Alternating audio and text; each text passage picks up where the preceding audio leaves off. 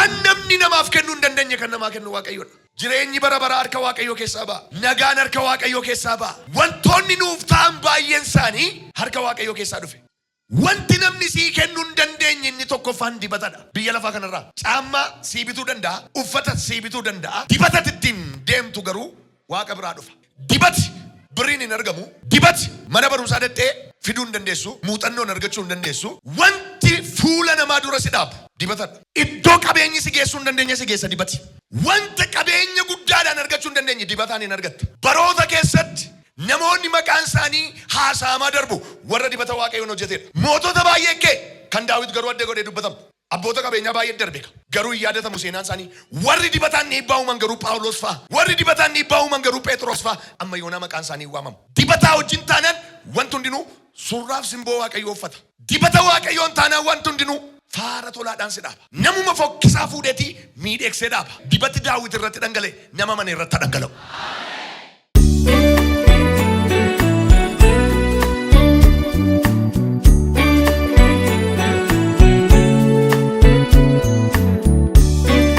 Macaafa faarfannaa 89 lakkoofsa 19 kaasnee hin dubbifannaa.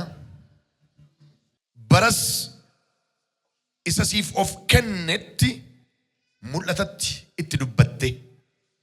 Ani gargaarsa koo isa jagna tokkotti kenneera. Isa saba keessaa fo'ame tokkos ol qabeera. Daawit garbicha koo argadhe dibata koo isa qulqulluudhaan isa dibeera. Harki koo cimsee isa wajjin jira. Hirreen koo immoo isa hin jabeessa. Diinni isa gabbarsiisuu hin danda'u. Namni jallaanis gad isa hin qabu. Warra isa cunqursan fuula isaa duratti nan caccabsa. Warra isa jibbanis lafaan nan dha'a.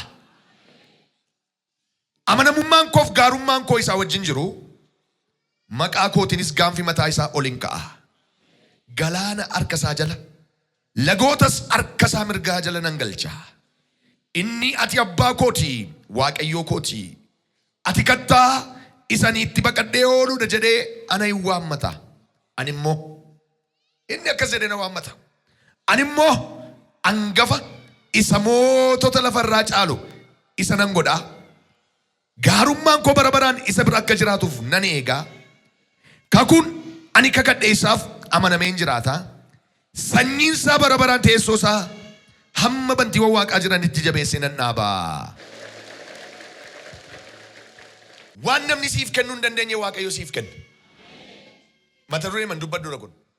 Kan namni siif kennuu hin dandeenye siif kenna Waaqayyo. Amalli Waaqayyoo waan hin danda'amne hojjetee ulfina isaa mul'isa. Hin danda'amu kun hin darbamu hin ce'amu wanta jedhee namni damaddamee tuqaa afuriin cufee kaa'eeti. Na xibxaabiidhaan itti fufsiisee hin danda'ama jedheeti waan namni sii kennuu hin dandeenye sii kenna. Ganama kana namni amante waan eenyullee siif kennuu hin dandeenye siif kenna Waaqayyo. Waaraa daalaa shiikraa sadavaa. Abbaa fi haadha keerraa dhaalaan argan. Abbaa fi haadha keerraa dhaalaan kan hin argan. Mana barumsaa deemtee barattee kan hin argan. Hojii hojjettee muuxannoodhaan waan hin argan. Ilaal dafqitee joortee kan itti dadhabbii keetiin argachuu hin dandeenye. Dubbattee ogummaa qabaattee dhageessifattee wanta argachuu hin dandeenye. Harki Waaqayyo ammaaree laata. Harki Waaqayyo ammaaree siif laata. Mee harka lachuu ol kaasaati. Waan namni naaf kennuu hin dandeenye naaf kenna Waaqayyoodha. Mee irra deebi'aati. Waan namni kam naaf kennuu hin dandeenye Waaqayyo ganama kana naaf kennaa'edha. Waan fira biraa dhabde sana, waan maatii kee biraa dhabde sana, waan hiriyyaa kee biraa dhabde sana, waan harka mootummaa keessaa dhabde sana, harka Waaqayyoo keessaa fudhadhu ba'i. Paarashagaa Loodaayidoos nyaana mana torban kana keessa wanta Waaqayyo sii kenneen namoonni baay'een galata qopheessitu. Galata tokko irra dhaabbattaa siin jedhee. Tulluu galataa irra dhaabbattaa. Biyya lafaa kana keessatti biiftuu gadi waan jiru miinsii baay'eedhaan argachuu dandeessa. For example, qabeenya abbootarraa dhaaluu dandeessa. Qabeenya abbaa fi haadha keerraa dhaaluu dandeessa. Beekumsa mana barumsaarraa dhaaluu dandeessa. ogummaa muuxannoodhaan dhaaluu dandeessa. Language dubbatamu kanaa dhageessee environmentii keessa jiraatu irraa dhaaluu dandeessa. Garuu waan namni haalli biyyi wanti harka biiftu gadii ta'e sii kennuu hin dandeenye baay'eetu jira. Waaqayyo waan namni biyyi keef dhaloonni sii kennuu hin dandeenye sii kenna. Qabeenya abbootarraa hin dhaalu. Waan namni namaa kennuu hin dandeenye kan namaa kennu Waaqayyoodha. Ilaa akkas amallisaa. Amma jireenya bara baraa eewu sii kennuu danda'a. Namni hin danda'a. Nagaa namni sii kennuu danda'a. Biyyi lafa ofiiyyuu nagaa hin qabdu. Eessaa fuutee sii laatti? Kaazinaa ishee keessaa nagaa hin qabdu. Waan namni namaaf kennuu hin dandeenye kan namaa kennu Waaqayyoodha. Jireenyi bara baraa harka Waaqayyoo keessaa ba'a. Nagaan harka Waaqayyoo keessaa ba'a. Argitaa?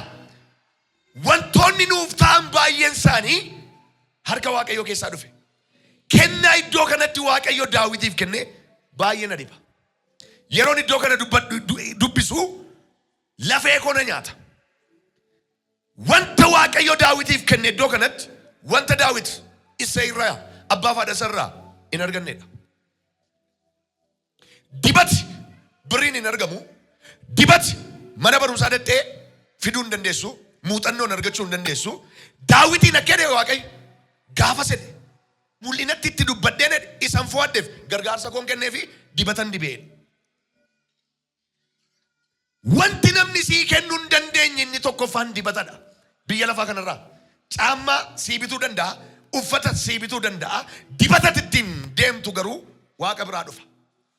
Maaliin arga beektoo obboloo tokko dibata gaanfaa samii irraa balalee dhufe gubbee namaatti gadi namuun arga.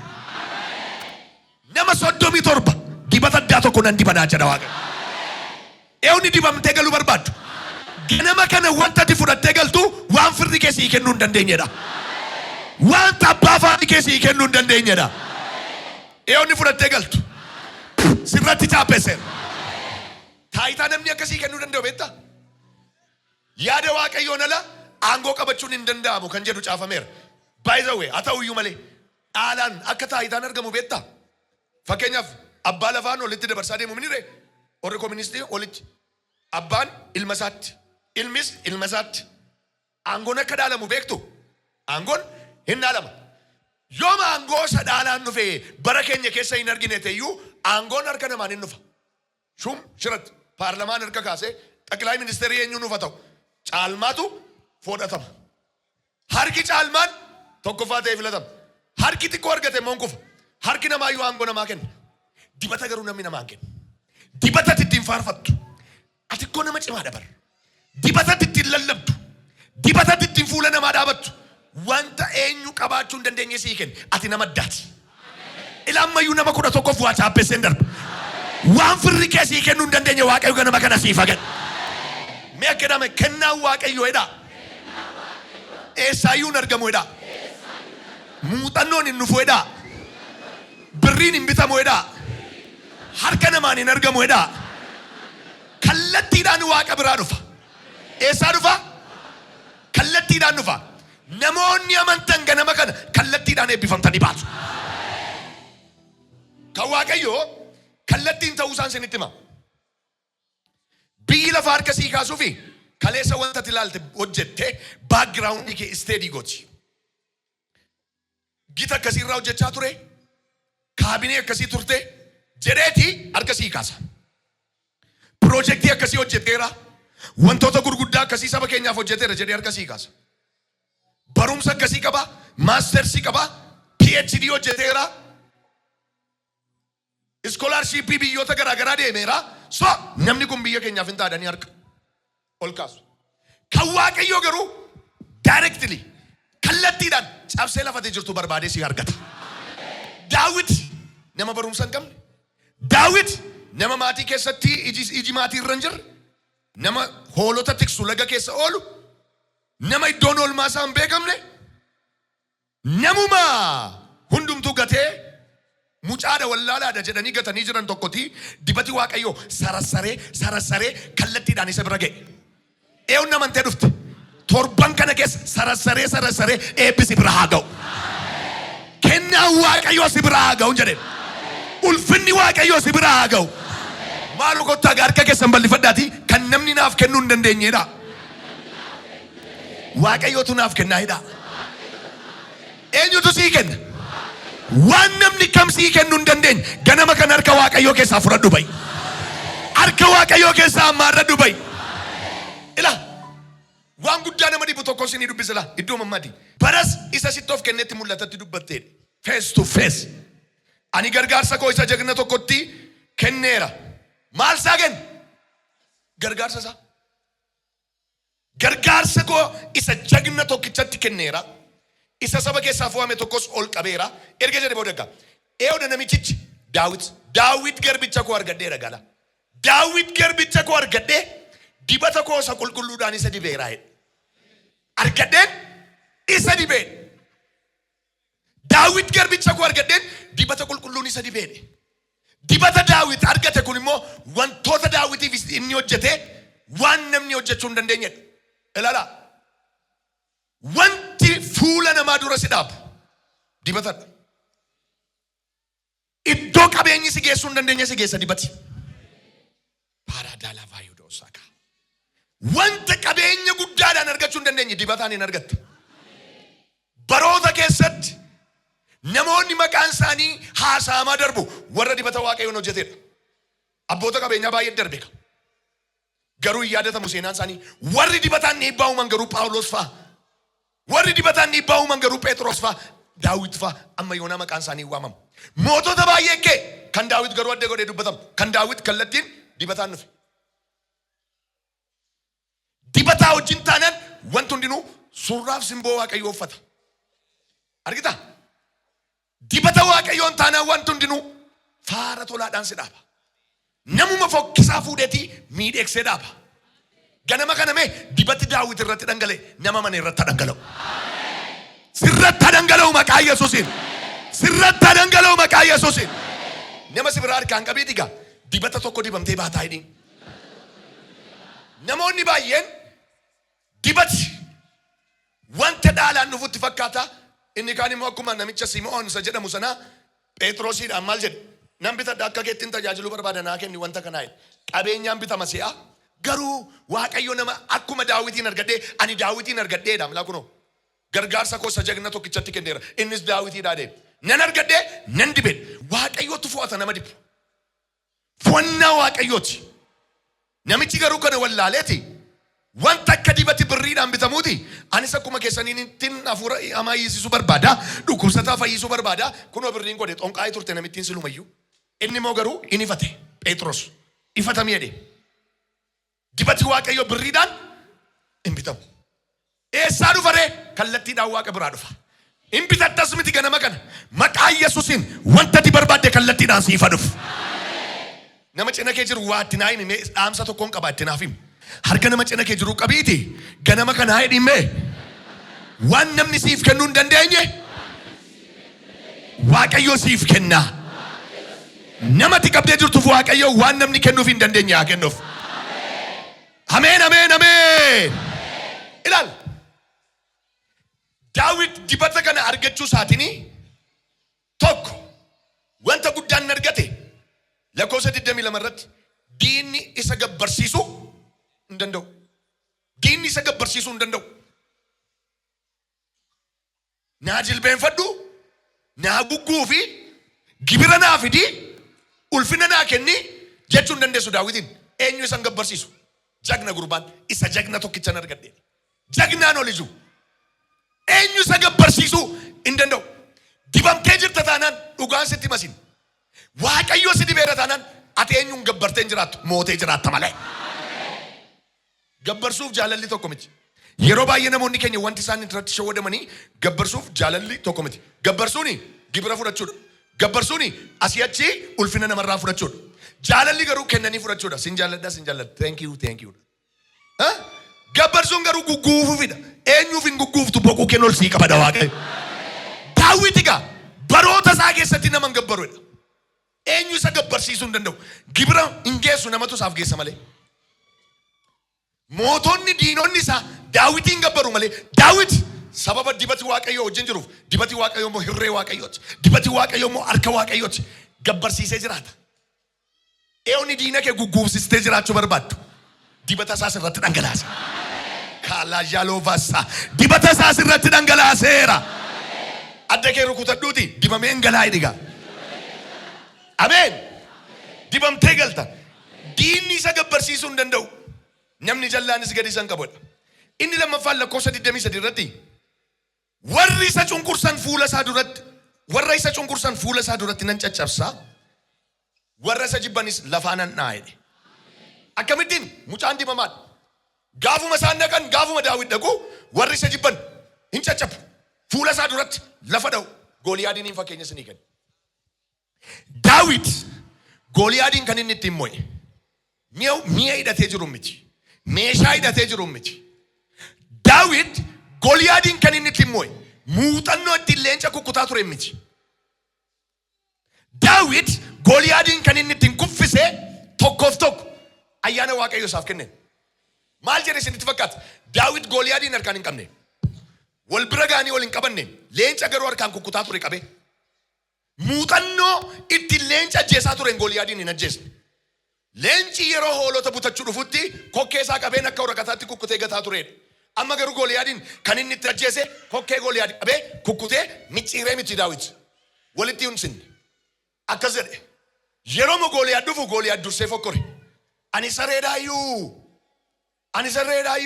akka kanatti harka duwwaanatti dhuftaa xaaxara fiddee dhuftaa dhagaa fiddee dhuftaa wedhe. Daawit immoo tasgabbaa'ee mati. Hela akkas jedhe. Yaa namicha guddaa nanaa. Yaa namicha hojjaa dheeraa nanaa. Ati jedhe billaa keetiin bodee keetiin eeboo keetiin gaachana keetiin dhaadataa. Ani garuu maqaa Waaqayyoo kootiin sittan nu fedhetti gadhiise. Maqaa Waaqayyoo jechi jedhu arrabi Daawit dibamaadha. Xaaxarri tokkittiin natti as keessa dhoofte kimbil. Diinni isaa kufeera moon kun. Diinni kee galgala kan haa kufu. Rakkisaan keessirraa haa kufu. Harka mirgaa ol kaasi. Diinni koo kufeera jedhime. Diinonni isaa miilla isaa jalatti hin kufu jedhamu. Akkamitti kufe sayyuu Gooliyaad? Booddeetti kufe moo fuulduraan? Gugguufee fi kufee jechuudha. Maaliif diinni isa gabbarsiisuu hin danda'u. Inni garuu gabbarsiise. Hiika kanaatti argita. Gabbarsiise gabbaree fuula isaa duratti kufe. Kaafadhu harka kee waan tokkoon jedha. Rakkinni kee fuula kee duratti haa kufu. Jedhame rakkinni koo jedhaa. Fuula koo duratti kufeera. Akkas godha furuursaa Daawit qabadhaa gam. Dibata wantichi sii gala. Dibata qabadhu akkas godhi. Yaa Gooliyaad jedhame. Si rukuteera. Maqaa Yesuusiin. Kufteedha. Kuffisi rakkina kee. Kuffisi iyyuma. Kuffisi abaarsa. Kuffisi gaara si rakkisa. Ganama kana waan namni sii kennuu hin dandeenye Waaqayyo siif kenneera. Waan eenyuyyuu sii kennuu hin dandeenye Waaqayyo sii kenneera. Iyyaatis immoo fudhadheera. Jadi dabali. Diinni isa gabbarsiisuu hin danda'u. Warra isa cunqursan fuula isaa duratti nan caccabsaadha. Warra isa jibbanis lafaan nan naa'a. 3 lakkoofsa 24 gadi siqee maqaa kootiinis gaanfi mataa isaa ol hin kaa'edha. Kun mo'icha Waaqayyo kennu agarsiisa. Gaanfi mo'icha, gaanfi jabina, gaanfi aangoodha. Caaffata qulqullaa keessatti jabina agarsiisa, aangoo agarsiisa, mo'icha agarsiisa, gaanfi. Gaanfi isaa ol jedha jechuun Daawit yeroo hundumaa jabaadha. Morgaan isaan laafu, mogoleen isaan dadhabu, jilbi isaan muduku. Daawit yeroo hundumaa haareffamaadha akka Joobira. Inni umtii dubbate ofirratti warri Waaqayyoon abdiidhaan eeggatan humni isaanii hin haareffamaa akka Joobira baalleedhaan ol hin ka'u. Hin haareffama. Gaanfi isaa ol ka'a jechuun jabina isaa, mo'icha isaa, cimina isaa mul'isa. Ilaa kottu mee kaafadhu harka kee. Waan si laaffisee jiru irratti jabaa ta'ii gali. Maqaa Yesuusiin jabaa ta'ii gali. Inni taanu inni arfaffaan lakkoofsa 25 irratti galaan harka isaa jala lagootas harka mirgaa jala nan galchadha. Galaanni waan guddaadha. Lagni immoo yaatuudha. Mootonni gurguddoonis mootonni xixiqqoo warri jedhamanis guddaadha kan jedhamus xiqqaadha kan jedhamus harka Daawit jala gala. Maaliif? Dibati Daawit dibata caaludha. Manni Daawit jabaachaa deeme kan Saa'oloo. Namoota 19 tokko dhufee nagale. Jabaachaa deemta siin jedha Waaqa. Harka kee akkas godhi cimaan deemaa hidhimee. Jabaachaan deemaa hidhimee. Daawit jedhagaa galaanas lagootas harka isaa jala hin galfataa jedha. Galaanas lagoota lagni laga jechuu beektu. Ishee mandara keessa yaatu boroo namaa. Ishee gadi bu'anii buddifatanii deebi'an laga isheen. Galaanni immoo guddaadha. Warra gurguddaas ishee xixiqqoo mandara keessaas. Galaana isaa ardii fardii wal quunnamsiisus. Laga ishee gandaaf ganda wal quunnamsiistus ishee xiqqoo.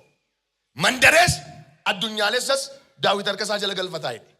በኢየሱስ ክርስቶስም ስኔ ብዛ አስበይ ኢሰበረባ የደብዲ አርከ ከከሰ ገልፈድ ሜጀዳሜ ዋቱ አርከ ኮ ገላይዳ ጀዳ ደበላቲ ደርበተሜ ኤቢ ጉዳን ቶኮ አርከ ከያገሉ ደርበተሜ ኤቢ ጉዳን ቶኮ አርከ ከያገሉ ዬ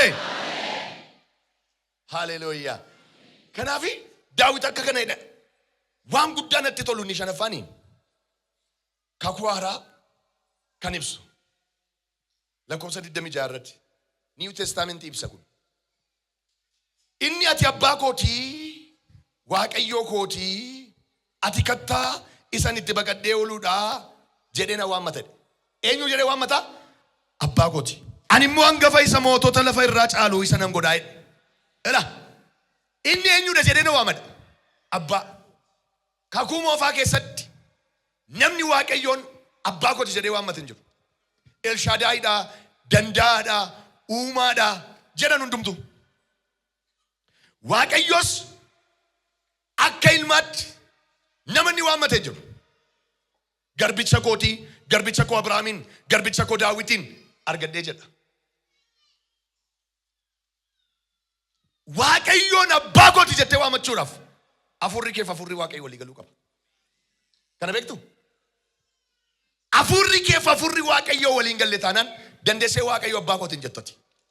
Wanta Fariisonni luboonni warra hangafootaaf warri abboota seeraa gooftaa Yesuusin irratti kaaniif inni guddaan Waaqayyoon akka abbaatti waammachuu isaati.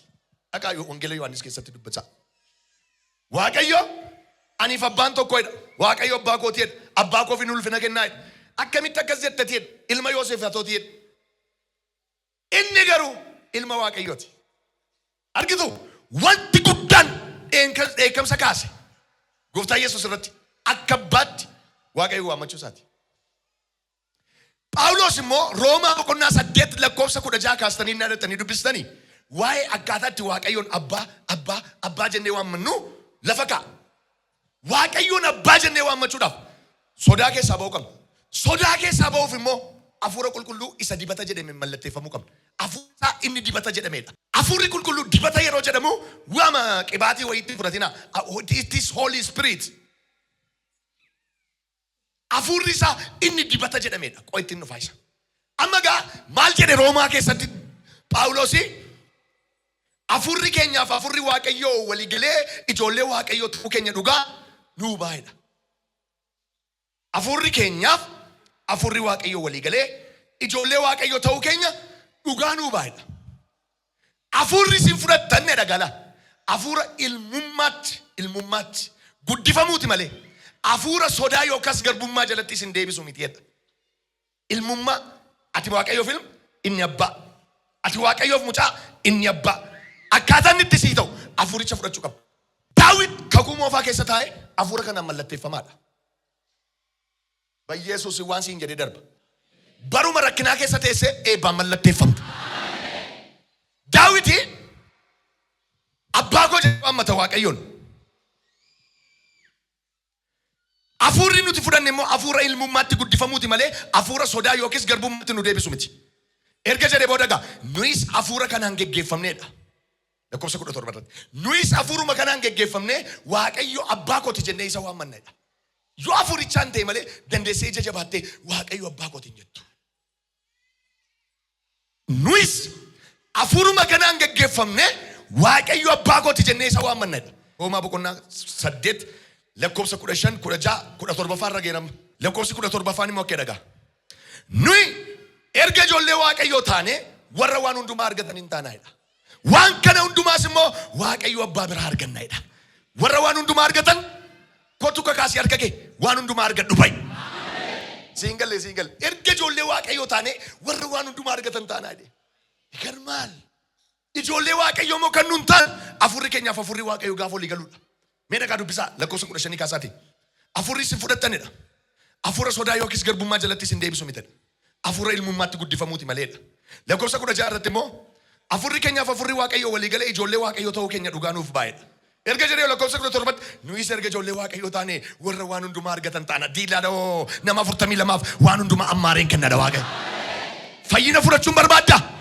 nagaa fudhachuun barbaadda ammaaree siif laatu waaqayyo fudhadheera jedhi mee amantiidhaan dabalii fudhadheera jedhi siifa kennu waaqayyo nagaasaa siifa kennu kanaafi inni abbaa kooti jedhee na waammataa waaqayyoo kooti jedhee na waammataa jedhe ani immoo maaliin godhaa fedhe lakkoofsa 27 ani immoo hangafa isa mootota lafa irraa caalu isa nan godha isa mootota lafa irraa caaluun isa godha ilaa waan namni siif kennuu hin dandeenye siif kenna waaqayyoo yeroon jedhee dubbadhee fakkeenyaaf wantoota namni siif kennuu hin dandeenye lama sadiin sitti hima baay'eedha namni jireenya bara baraa siif kennuu hin danda'u namni tokko waan namni siif kennuu hin dandeenye waaqayyo siif kennu jireenya bara baraati caamma namni siif bite material things physical world din faarsin takana namni siif kennuu danda'a dhaalaan argachuu dandeessa barattee beekumsa fiddee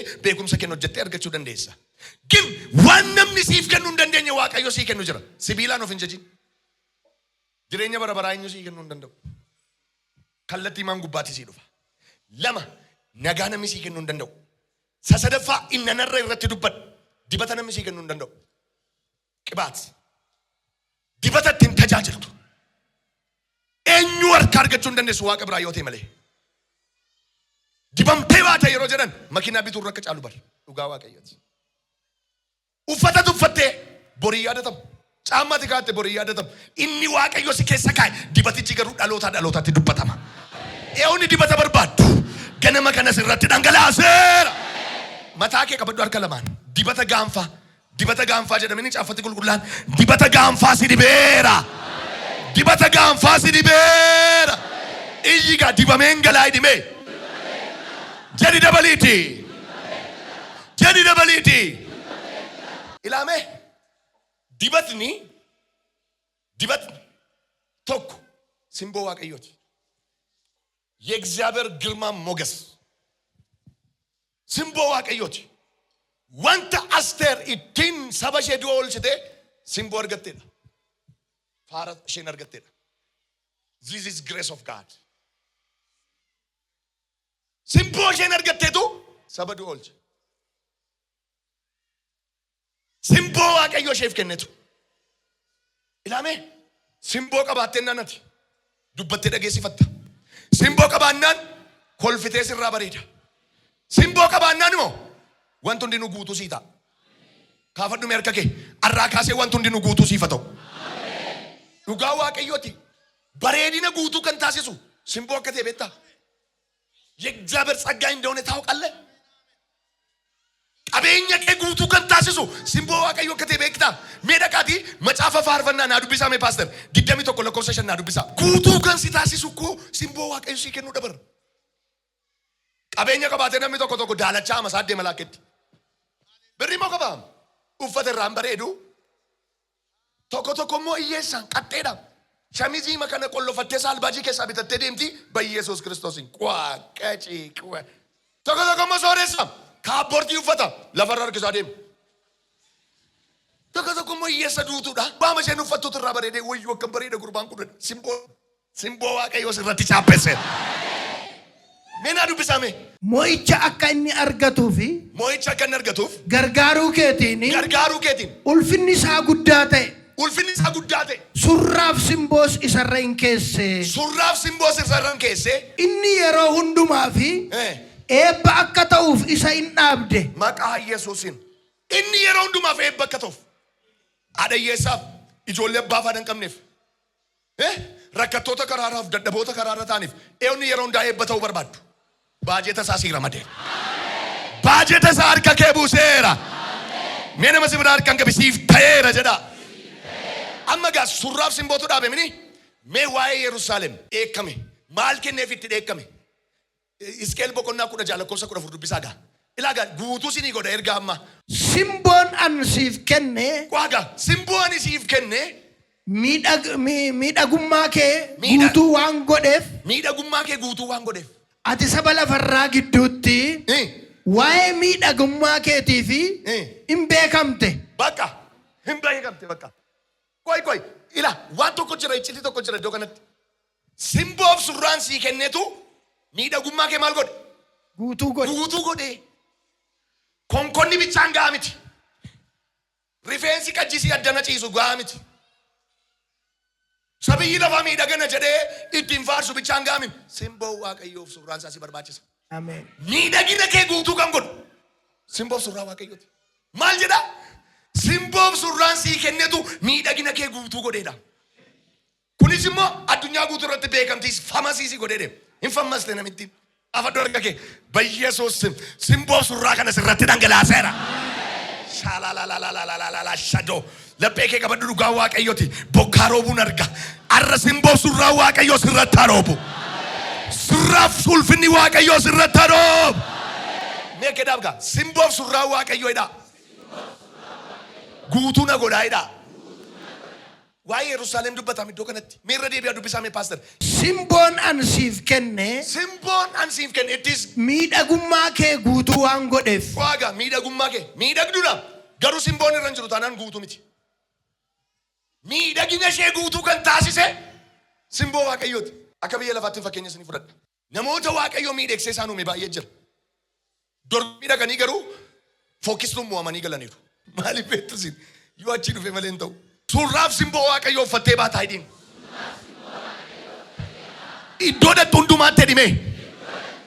Caaltee mul'atta. Eewni caalee mul'achuu barbaadu. Dibata kana sirratti dhangalaaseera. Dibata kana sirratti dhangalaaseera. Asteeriini fuula mootii duratti kan naqee qat godhee ishee dhaabee sabab badiisa oolche koo miidhagina kee irratti simboo sii dabalee guutuu taatee deema.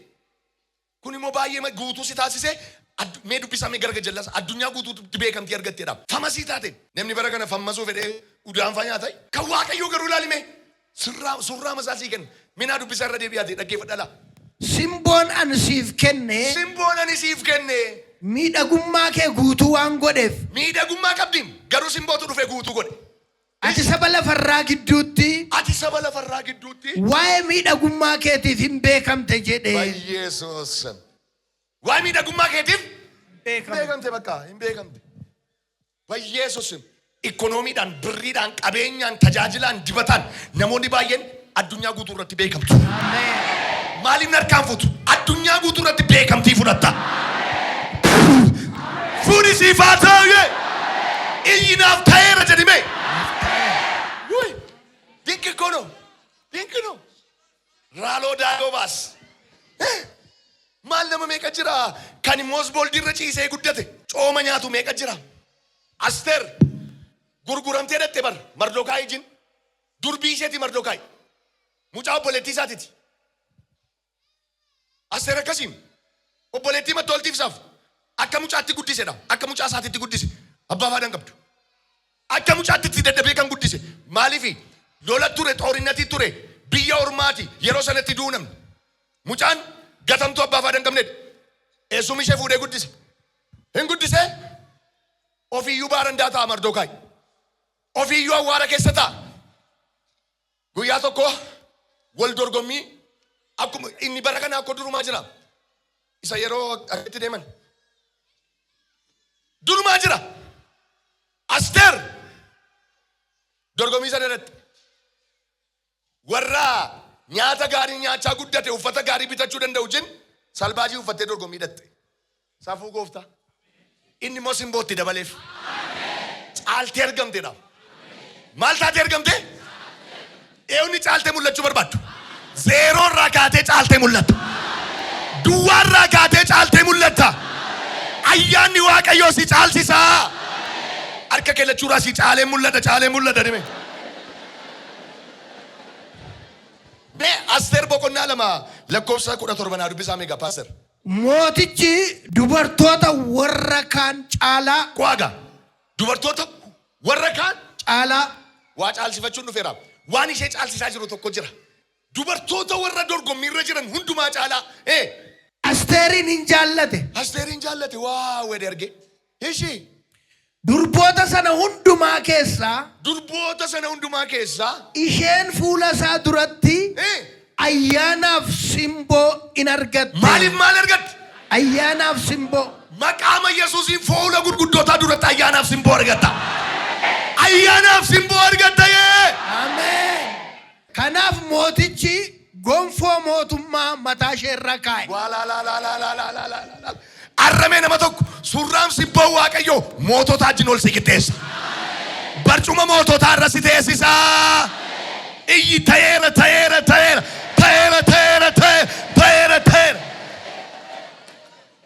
Ilaame Waaqayyo mee surraaf simboo isaa siifa kennu malee nama dhibaan laga nama ceesisa.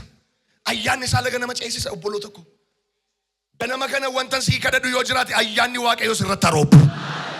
Bokkaan ayyaana Waaqayyoo sirratti haroobu. Dibati isaa kuni nu keessa jira. Sini gala. Kan biyya lafaa immoo irra keessa jira. Fakkeenyaaf kosmootiksiin biyya lafaa irra keetti dibatta. Sa biyya lafaa irra keessatti dibatta. Kan Waaqayyoo immoo keessa kee dibamaadha. Kan biyya lafaa outer partiitti dibatta. Ala keetti dibatta. Miidhagni biyya lafaa ala keetti. Uffata nanna keetti uffatta. Caammaa nanna keetti uffatta. Waan namni madaalu keessa kee arguu hin danda'u maqaa ta'eef wanta ati alaa uffatteertu. Abeetan labaabas jedha. Maal kee ergeeti? Uffata kee ergee. Keessi kee yoona zeeroodha. Yoona kiisiin kee moduwwaadha. Abeet akka jedha. Sati shaakala ji'a meeqa ganama kaatee akkettee shaakaltee fidde. Abeet akka jedha. Biyyi lafaa outer partii kee babbareechaa. Dibatati biyya lafaarraa fudhattee dibattu. Vaaziliinii iyyuu ataatu ishee. Hundi keenya beenu. Vaaziliiniis dibadhu. Shittoo moo shurrubbee ishee durii dibadhu isheetti xiqqoosan. Shittoo shurrubbee beektu. Namni afaan isaatti naqatu hin jiru. Hundinuu addanuma isaatti godha malee. Ala keetti dibatta bakka qaama kee diida jiru kanatti dibatta malee keessa kee ittiin miidhagsuu hin dandeessu. Kan Waaqayyoo garuu keessa keetedha. Keessa kee. Keessaa jalqaba. Inni alaayi in darba inni keessaa garuu hin darbu. Arra dibati Waaqayyoo lafee kee diba. Lafee kee diba. Mee iyyiti dibamee hin gala dhimee. Jadi dabaliiti. Ergaa Yohaannis isa duraa boqonnaa 2:27. Dibanni isin isa biraa fudhattan garuu gamaaltu jira. Kan biyya lafaarraa dhattees kosmootiksiiti bitattu alatti dibatta. Kan Saamu'eelaa dhaggeeffadha. Dibanni isin isa biraa fudhattan garuu. Isin keessa in jiraata. Isin keessa in jiraata. Si keessa haa jiraatu abbo. Ishi. Inni waan si barsiisuufi. Inni waan sin barsiisuuf. Namni biraa isin barsiisuu hin barbaachisu. Namni biraan isin barsiisuun hin barbaachisuudha. Dibanni isin isa biraa fudhattan isin keessa jiraatan. Fakkeenyaaf bishaanni Isiyaaq argachaa ture. Isiyaaq keessa jira malee lafa keessa hin jiru. Utuu laficha keessa jira ta'eeti warri geeraan. In qofforatu malee dubbii ittiin kaasan. Siniin galle. Isiyaaq bishaanicha of keessatti baatee deema ajajee baasuu danda'a. Warri geeraan kan isaan Isiyaaqitti dubbii kaasaniif bishaanichi qofforanii argachuu hin dandeessan Isiyaaq keessa jira. Lafa Isiyaaq qofforu bishaantu ba'a. Lafa inni qotu bishaantu ba'a. Namni tokko asii baatee lafumatti qottu warqee na ba'u. Laati gaddaas. Bishaanicha baatee kan deemu dibata Isiyaaq. Gurbaan bishaan galaana baatee deema. Lafuma inni qofforu hiyyaasii ol. Dhagaa keessaa bishaan yaa'u. Musee baatee deema malee dhagichi bishaan of keessaa qabu. Dibata. Midhaanni bara beelaatti dachaa dhibba argame Isiyaaq keessa jira malee laficha keessa hin jiru. Silaa warri kaanis qofforanii argatu. Miila namee waan dhaloota keessa hin jirre si keessa kaa'e. Jedhime waan nama biraa keessa hin jirreedhin. Waaqayyo na keessa kaa'eera jedhin. Si keessa jira bara. Utuu si keessa hin jiru ta'e namni salphaatti duuchaa. Utuu si keessa hin jiru ta'es immoo namni salphaatti argata wanta ati argattu. Wanta ati argattu hundumaa salphaatti argata ture. Ahuun ግን bishaanichi keessa jira, Isiyaaq keessa jira. Kanaafidha hin qotee dhufanii irratti mormii kaasanii sittiin haidhe. Hin qotee amma dhufanii irratti mormii kaasanii amajaajii jedhee darbee qote Rehobootitti ba'e. Darbee qotta Rehobootitti baata. Koottishi waan atti butuu bishaanni sun Isiyaaq keessa hin jiru ta'e jarri maaliif qoffaranii Rehobootitti hin ba'an? Maaliif Rehobootitti ba'uu dadhaban? Gurbaan Rehobootitti ba'a. Jarri garuu cooree mashee illee argachuu dadhaban. Qofforuu dhiisan sitti fakkaataa sun. Namni bishaan malee hin jiraata. Mokkoraa turanii hin dhaban malee. Mokkoraniiru hin dhaban malee. Hin dhaban egaa kanaaf dubbii kaasa. Dibati nama sirratti kaasa. Dibati fira sirratti kaasa. Dibati obboleessa sirratti kaasa. Gaafa dibati dhufu mandaraan raafama. Yeroo namni sitti irratti ka'u nama dibamaa ta'uu kee beeki. Paara addaa jalloofaas. Dibati akka si keessa jiru beeki. Inni si keessa jiru nama biraa keessa jiru. Kunoo si keessatti dhangalaaseera. Hayi. Utuu akkuma barbaade qoffaranii argatu ta'e dhuguma dhaqanii waan xiqqoo sana irratti warri geeraaf dubbii kaasotee yaaddaati. Hin kaasanii. Waan argachuu hin dandeenyedha. Qoffaranii argachuu hin danda'an. Soo maal gochuu qabu ree? Nama dibataa dhiibbachuu qabu. Namitti kana hidhu dhaqanii. Dhiibbachuu qabu. Sokkirraa hidhuu qabu. Xoorinnatii kaasuu qabu. Namni dibataa moo wallaansoo hin beeku. Bakka tichella halloo. Si dhiiseeraadha. Ammas darbee qoffara. Utuu immoo darbanii argachuus hin danda'u turani. Muuxannoodhaan dhufa ta'e. Akkaataan itti qofforee beeku maqaateef qorannoo geggeessanii argachuu hin danda'u. Ammasoo ga'uu dide. Kan biraa qonnaan dhufanii dubbii kaasan. Sadaffaa irratti akka godhan immoo bishaanichi isa keessa jira maqaateef. Lafa isaan dhaabatanii lolan. Bootaa isaan dhaabatan hawwateeti galaana guddaa godhe. Rehoboot 2018 namni 21 Rehobootitti baata. Rehoboot harka ol kaasi Rehoboot edhime. Rehoboot edha.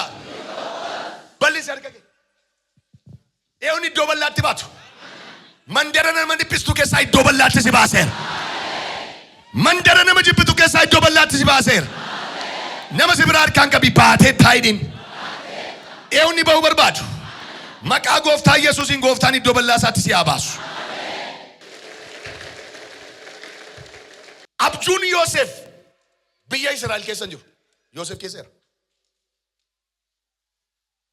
Silaa yeroo isaa Yoosefin gurguran abjuun isaa Israa'el keessatti hafaa. Yoosef immoo dudda qullaa Gibxii dhaqa ture. Amma garuu abjuun Yoosef keessa waan jiruuf jarri maal gowwoomte beektaati. Obboloonni isaa maal gowwooman beektusin. Yoosefin yoo gurgurre abjuun suni Israa'el keessatti ta'a. Waaqayyo Israa'eliif kakate abbaa faadhi keenyas gugguufaniiru erga ta'e. Kanaaf gurbaa kana gurgurree abbaa abjuu sanaa ta'uu qabnaa jedhan. Abjuun sun garuu Yoosefuma wajjin sokke. Yoosefima wajjin. Eessa jira? Yoosef keessa jira. Israa'el keessatti dhugoomee achuma utuu hin dafqiin waan nyaachuuf mala gurguraniiti harree fe'atanii barbaacha dhaqan. Ya namoota namni si jibbee gugguufaa mana kee dhufu siin jedha Waaqa. Gugguufaa mana kee dhufu yee. Abjichi Israa'el keessa hin jiru. Abjichi obboloota Yoosef gidduu hin jiru. Abjuun sun Yoosefuma mataa isaa keessa jira. Kanaaf iddoo dhaquutti hin dhugoon. Ya nama biyya dhaloota keetii baatee as jirtu. Ya nama iddoo biraatti dhalattee as jirtu. Ya nama biyya biraa dhaquudhaaf karoora qabdu. Bakkuma dhattutti abjuun kee haa dhugoomu. Iddoo mati jirtutti abjuun kee haa dhugoomu. Kakuun Abiraam umurii isaa keessa hin jiru. Abiraamuma keessa jira. Kakuun Abiraam umurii isaa wajjin konnekshinii tokko hin qabu. Silaa dulluma keessan argatu. Amma garuu kakuun Abiraam umurii wajjin connected ta'ee hin jiru. Abiraamii wajjin malee. Dulloomes Abiraam abbaa kukuuti. Dargaggeessa saafila ta'es Abiraam abbaa kukuuti. Yeroo murameef eegee hin ta'e. Kanaaf dibanni isaa nu keessa jira. Nu keessa jira. Waan guddaa obboleeta Yoosefin obboloota isaa irratti yoo obboloonni isaa akka Yoosef irratti ka'an godhe abjuu isaati. Abjotee bisii 12 keessaa 11 isa tokkottu sagaduun argeedha. 11tu tokkichatu tun isaan sagadaniin argennaan gurbattiin kun nuun jechuu barbaaddiin nutu isheef sagadaa gaammaadhan. Nutu abjuu keefu fuudhii beenuudhaan. Abbaa abjuu dhiibbadnaan abjuu guddaatti baasta. Nama dibataan dhiibbatina waan bal'aatti baastu. Diinni gaafa si dhiibbatu waan bal'aatti si baasa. Diinni abjuu keef jecha gaafa si lolu gammadi kan caalutti si dabarsaa jira. Yoosef rafee bisii 11 bisii tokkotti sagadu argee ka'e. Dhaqee obboloota isaatti mata. Bada si jedhanii dheekkamanii ari'anii dullaadhaan kabalanii of biraa deemsisan. Gurbaan galgaleeffatee dhokatee obboloota isaa ammas dhufee rafe. Dhufee rafeennaani gaafa sana galgalama maali 11 bichaayyuu mini meedhe. Abbaa faadii koyyuutu naa sagadaniin argeennaan hin balliseef Waaqayyo. Yanama namni si dhiibaa jiru abjuun keettuma caalaa bula. Nama dhiibaa hojii Waaqayyo. Rafii jedhee mucaanaan Waaqayyo. Rafii jedhee raffisi. Hindi uume deemi. Abbaa faadii keeyyuu keessa jiru jedhe. Jedhe jaarsi nuyisi warra sagaduu keessa jirra jechuudha jedhe. Afeeraaree. Hin hafne. Yeroo si dhiibanii nama dhiibataa dhiibuun environmentii caalutti realmii caalutti dabarsuudha. Kana beektu yeroo dhiibamtan gammada abjuu qabdu taanaan kan caalutti sin gaffaa jiru sa caalutti sin dhiibaa jiru utuu isaan gaafa sana accept godhanii fudhataniiru ta'e Yoosef abjuuchuma irratti kadhata. Amma garuu lafa frictioniin jirutti abiddi bu'a maqaa ta'ee fi sa 11 irratti dabalata abbaa faadha argee kee gurbaan. Yeroo si dhiiban dibata qabda taanaan gammadi. Abbaa faadha isaanii sii dabalaa jiru. Gammadi. Kan isaanii utti sii fi dabalaa jiru. Wayyoo kaasimi harka kee mirgaa. 2018 abjuun kee adugoo. 2018 mul'ati kee adugoo. Jedhaa gaa 2018 jedhaa. Abjuu kootu dhugoomaayidha. Mul'ata kootu dhugoomaayidha. Nama si biraa harkaan qabii abjuun kee dhugoomu jedhiin. Jedhiti naa himammayyuu. Utuu bishaanichi boollicha keessaa jin konnekshinii qabatee darbee qotee hin argatu. Ka'ii dhaabaddume. Ka'ii waan sii kadhadha. Iyyaati Yesuus gooftaadha jedha. Waa jennee diina garaa gumnagaa. Waan namni naaf kennuu hin dandeenyedha. Waaqayyo naaf kennaayedha. Kan namni kam siif kennuu hin dandeenye Waaqayyo siif haa kennu. Mul'ata namni namaa kennaare.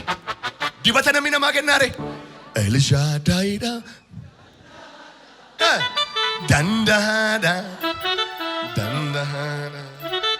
Gobaasa.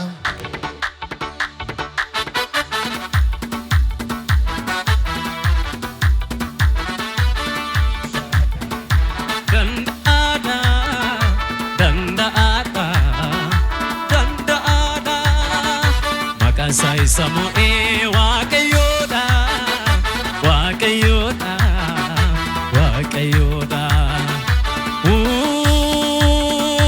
inni mootii nagaadha abbaa gaariidha Yesuus naafi abbaa gaariidha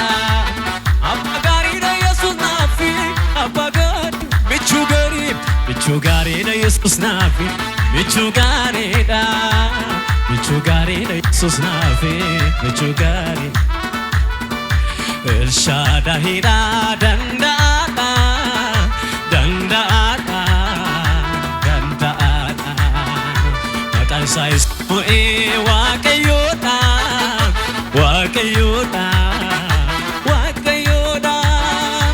Elshadaayidha danda'aadha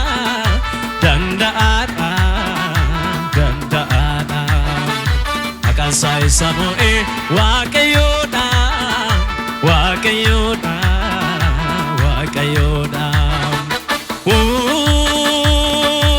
inni mootii nagaadha abbaa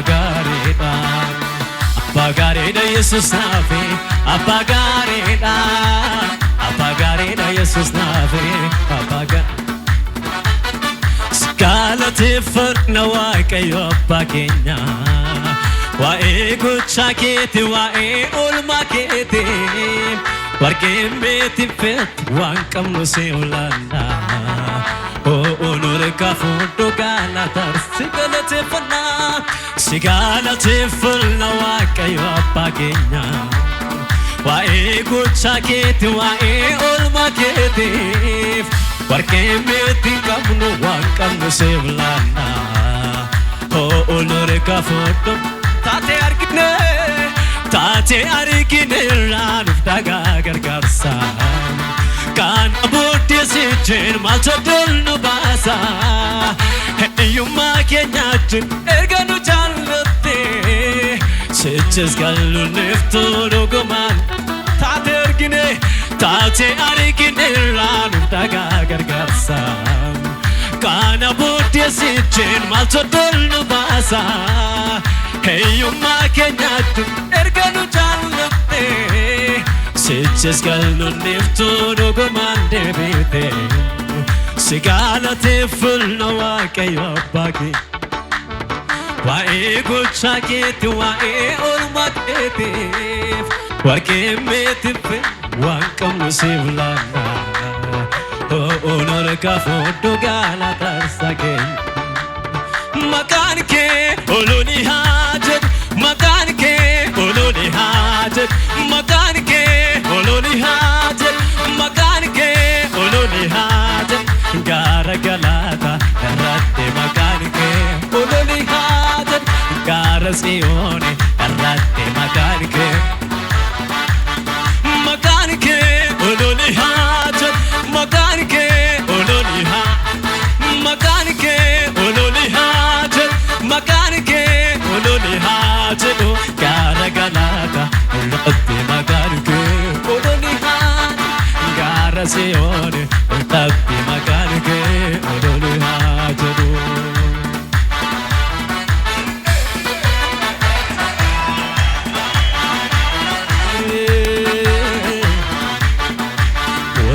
Qilee keessaa nama baafta ol fuutee garaa gubbaa nama dhaabda bollaa qilee keessaa nama baafta ol fuutee garaa kan keenya dhibaa Yesuus jaalallee kee dachaa naamoo galanni kee kan keenya dhibaa Yesuus jaalallee kee dachaa naamoo bollaa qilee keessaa nama baafta ol fuutee garaa gubbaa nama dhaabda bollaa qilee keessaa nama baafta ol fuutee garaa kan keenya dhibaa Yesuus jaalallee kee dachaa naamoo galanni kee kan keenya dhibaa Yesuus jaalallee kee dachaa naamoo galanni atoo waaqa keenya galatuumi malee maal jennaree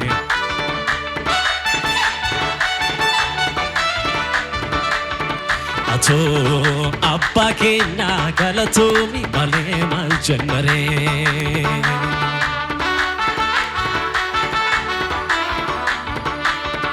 atoo michuu keenya galatuumi malee maal jennaree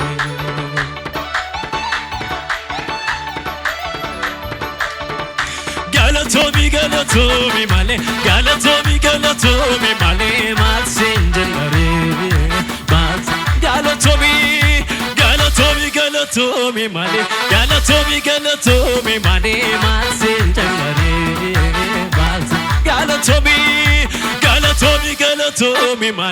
Galatoomi malee maal jennaree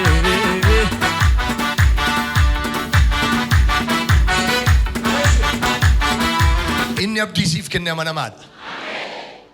Harka namaan sadabdee harka Waaqayyoon argadhu ba'i. Namaaf jecha sadabdee Waaqayyoof jecha argadhu ba'i. Milkaayi. Si eebbiseera. Iyyaati ani eebbifameera dhaame. Jala dabalaati. Rakkina ofirraa urgufaa, iyyuma urgufaa, abaarsa urgufaa. Hurgufi jireenya keerra. Hurgufa ofirraa. kottu har'a waan Waaqayyo sii kennu tokko jira. Urgufi. Iyyati Iyesuus mo'eera jedha.